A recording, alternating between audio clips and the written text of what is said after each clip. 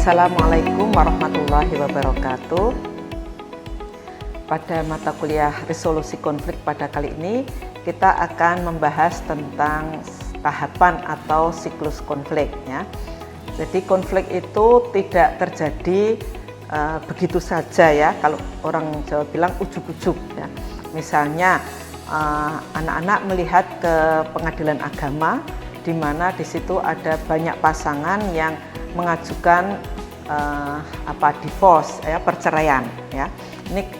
Ini mereka itu maju sampai kepada tahapan divorce atau ingin bercerai itu bukan tiba-tiba, tetapi mereka sudah melalui perjalanan yang panjang ya. Demikian juga ketika anak-anak misalnya mendapati dua kelompok supporter sepak bola yang berkelahi di stadion atau di jalan misalnya, atau di desa ada konflik antara masyarakat desa dengan kepala desa misalnya. Itu konflik itu tidak terjadi begitu saja ya. Tetapi menurut para ahli konflik itu bisa dilihat ya, ada tahapannya yang kalau kita bisa mengantisipasi itu, kita dapat mencoba mencari jalan jangan sampai konflik itu meledak begitu. Jadi saya akan menggunakan satu teori saja dari Louis Pondy yang mengatakan ada 5 tahap konflik yang itu bisa kita amati bahwa setiap konflik itu sedikit banyak akan melalui tahapan ini begitu ya. Yang pertama adalah tahap laten atau tersembunyi. Yang kedua adalah tahapan yang terpersepsi. Yang ketiga tahapan terbuka atau termanifestasi. Yang keempat tahapan upaya penyelesaian ya. Yang kelima pasca konflik ya. Kita akan memulai dari satu ya. Jadi menurut teori ini setiap orang, 2 orang, 3 orang atau kelompok yang bertemu ya, kelompok ini kan berbeda ya, kemudian bertemu entah itu dalam organisasi atau dalam rumah tangga misalnya, itu adalah sudah ada 2 orang yang berbeda yang memiliki identitas berbeda ya, yang juga memiliki pengalaman yang berbeda, cita-cita mungkin yang berbeda atau mungkin juga ada yang sama ya, menjadi satu misalnya 2 orang laki-laki dan perempuan yang menikah misalnya. Betapapun mereka tuh saling mencinta, mencoba untuk menyamakan, tetapi pada diri mereka itu sebetulnya tersimpan hal-hal yang berbeda ya, dari orang tua berbeda ya, dari jenis kelamin yang berbeda, mungkin dari hobi yang berbeda yang mencoba bersatu.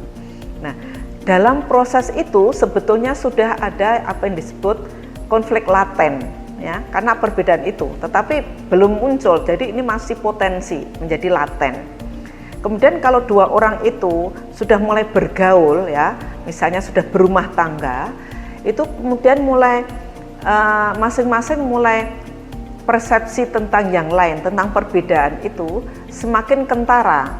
Nah, misalnya si istri mulai mendapati, suaminya itu nggak seneng pedes misalnya, atau suaminya itu seringkali kalau pakai anduk itu habis mandi nggak pernah dijemur, tapi didelek aja misalnya di tempat tidur misalnya. Sementara suami juga sudah mulai mengenali kebiasaan tabiat istrinya yang berbeda. Istriku itu ternyata kalau bangun lambat siang misalnya. Istriku itu misalnya kalau sudah pegang gadget misalnya, Masya Allah jadi lupa semuanya. Nah, hal-hal semacam ini yang sudah mulai terlihat, terpersepsi oleh mereka, itu sudah menjadi bibit ya. Kenapa? Kalau kedua belah pihak tidak mencoba saling mengerti ya, perbedaan kebiasaan dan sebagainya dan mengkomunikasikannya, ini akan berlanjut ya. Misalnya akhirnya si istri berharap suaminya akan mengerti, dia akan setelah mandi itu anduknya dijemur, tetapi dia tidak mengatakan dengan baik-baik.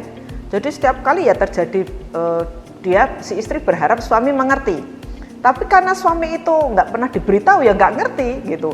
Akhirnya setiap kali habis mandi anduknya taruh di tempat tidur, istrinya setiap kali mangkel, besok lagi begitu, mangkel lagi. Nah ini kemangkelan-kemangkelan yang menumpuk itu akhirnya membuat ketika misalnya suami berbuat salah sedikit saja bisa duer gitu ya. Demikian juga suami melihat istrinya kok gadgetan terus gitu. Sudah dipanggil, Yomi nonton ini Yomi, istrinya bentar. Yomi jalan-jalan Yomi, bentar. Lama-lama suaminya ini jengkel, tapi dia tidak pernah mengatakan, Mbok kamu itu yo misalnya, Nek pas kita di rumah tuh disudo sidik, ya lo ngomong-ngomongan berdua misalnya, tapi nggak pernah mengatakan itu, hanya di batin aja berharap si istri mengetahui, ternyata nggak ada yang tahu misalnya. Nah ini mulai terpersepsi, nah mulai terbuka, termanifestasi itu bila ada pemicu sesuatu ya yang membuat mereka jengkel, kemudian ini meledak, duer. Jadi kejengkelan yang tertumpuk sedikit karena tidak pernah dikeluarkan, tidak pernah dibicarakan, tidak pernah dicari jalan keluar, ya, itu meledak. Nah, ledakan ini ya bisa jadi besar, bisa jadi kecil. Yang besar akhirnya misalnya berakhir dengan ke pengadilan tadi. Wes saiki tidak ada kesepakatan lagi, hilang rasa cinta, hilang ini yang terlihat keburukan masing-masing. Sudah terlupa ya apa yang mereka inginkan, mereka bangun ketika mereka sedang mungkin sedang berpacaran atau ketika lamaran misalnya. Ya, kalau lamaran itu yang ketika mau menikah itu kan yang kelihatan baik-baiknya saja. Nah, tetapi ketika terjadi konflik, kalau tadi tidak ada upaya komunikasi penyelesaian sedikit-sedikit, itu meledak. Itu akhirnya yang kemarin kelihatan indah itu hilang semua. Ya. Yang terjadi adalah tadi keburukan-keburukan. Yes, mereka merasa kemudian tidak bisa jadi satu. Akhirnya mereka misalnya tadi ke pengadilan untuk penyelesaian. Nah, penyelesaian itu sebetulnya ada macam-macam ya. Besok mungkin suatu di kuliah yang lain bisa kita bicarakan tentang strategi penyelesaian konflik. Tetapi kalau kasus tadi suami istri yang sudah sampai ke pengadilan, nah, itu namanya sudah mengambil strategi mediasi tetapi yang adjudikasi ya, mengambil pihak ketiga ya, para hakim untuk menjadi penentu ya apa yang akan terjadi, apakah hakim akan memutuskan mereka bercerai ataukah tidak. Nah, setelah itu adalah aftermath, setelah konflik, apa yang terjadi setelah itu ya. Mungkin mereka hidup sendiri-sendiri ya, kemudian masing-masing menikah, atau masih ada konflik yang berkepanjangan kalau karena tidak selesai ya. Jadi konflik aftermath ini bisa jadi kalau bisa diselesaikan dengan baik menjadi baik ya, tidak terjadi konflik lagi. Tetapi kalau tidak diselesaikan itu akan timbul konflik yang selalu berkepanjangan. Misalnya nanti soal anak ya, soal anak nanti siapa yang mengasuh, setelah besar anaknya mau sekolahnya mengikuti kehendak siapa misalnya, setelah menikah nanti seperti itu. Jadi konflik aftermath ini juga harus difikirkan ya, apa yang akan dilakukan setelah misalnya perceraian ini ya. Ini hanya satu kasus contoh bahwa konflik itu ada siklusnya.